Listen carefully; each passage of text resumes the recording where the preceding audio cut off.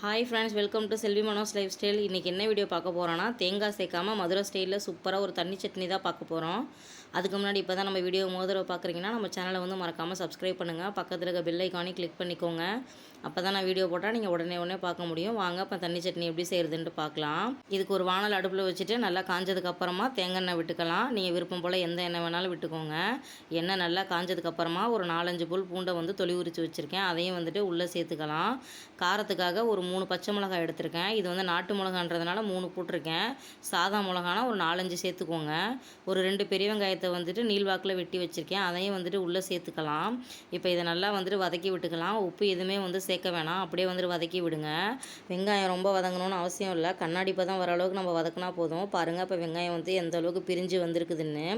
இன்னும் ஒரு 2-3 நிமிஷத்துலேயே வந்து நம்ம வெங்காயத்தை வந்து எடுத்துடலாம். இந்த மாதிரி அதிகமாக அனல் இல்லாமல் மிதமாக வச்சு பொறுமையாக கிண்டி கொடுங்க. பாருங்கள், எனக்கு வெங்காயம் வந்துட்டு பொறுமையாக கலர் மாறிட்டே இருக்குது. இந்த மாதிரி நீங்கள் செய்யும்போது தேங்காய் விலை அதிகமாக இருக்க நேரத்தில் வந்து நீங்கள் யூஸ் பண்ணிக்கலாம் இந்த சட்னியை. நல்லா கலர் மாறிடுச்சு பாருங்கள். இப்போ அதை எடுத்து ஒரு பாத்திரத்தில் வந்துட்டு ஆற வச்சிடலாம். இப்போ அதே வானலை திரும்ப வச்சுட்டு சட்னிக்கு வந்துட்டு தாளிச்சிடலாம். கொஞ்சமாக வந்துட்டு தேங்காய் எண்ணெய் விட்டுக்கலாம். நல்லா எண்ணெய் காஞ்சதுக்கப்புறமா கடுகு கொஞ்சமாக சேர்த்துக்கலாம்.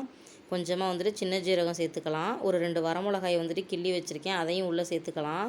கொஞ்சமாக வந்துட்டு பெருங்காயத்தூள் போட்டுட்டு கருவேப்பிலை 2 இனுக்கு போட்டுட்டு ஸ்டவ்வை ஆஃப் பண்ணிடலாம். இப்போ நம்ம ஆற வச்சுருக்க வெங்காயத்தை பார்க்கலாம். நல்லாவே வந்துட்டு ஆறிடுச்சு. இதை வந்து ஒரு மிக்சர் ஜாரில் வந்து மாற்றிடலாம். பாருங்கள், இப்போ வந்து மிக்சர் ஜாரில் மாற்றியாச்சு. 2 வெங்காயம் அளவுக்கு நான் 50 கிராம் அளவுக்கு பொட்டுக்கல்ல எடுத்திருக்கேன். இதோட வந்துட்டு சட்னிக்கு தேவையான அளவு வந்துட்டு உப்பு போட்டுக்கலாம். முதல்ல பார்த்துட்டு போட்டுக்கோங்க, வேணுன்னா கடைசியில் சேர்த்துக்கலாம். இப்போ இதை மூடி போட்டுட்டு நல்லா வலுவலுன்னு வந்து அரைச்சிட்டு வந்துடலாம். குறைன்னு அரைக்கக்கூடாது. தண்ணி ஊற்றி நல்லா பேஸ்ட்டாக அரைச்சிட்டு வந்துடுங்க. அப்போ தான் சட்னி வந்து நல்லா டேஸ்ட்டாக இருக்கும். இங்கே பாருங்கள் எந்த அளவுக்கு வந்துட்டு வலுவலுன்னு அரைச்சிருக்கேன்னு.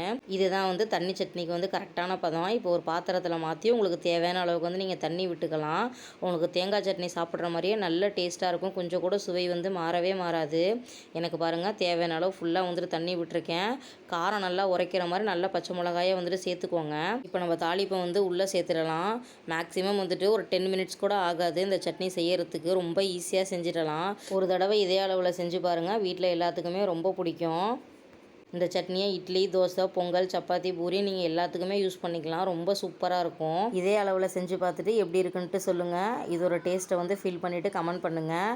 இந்த வீடியோ உங்களுக்கு பிடிச்சிருந்துச்சுன்னா லைக் பண்ணுங்கள், ஷேர் பண்ணுங்கள். நம்ம சேனலை மறக்காமல் சப்ஸ்கிரைப் பண்ணிட்டு எல்லா வீடியோவும் வாட்ச் பண்ணுங்கள்.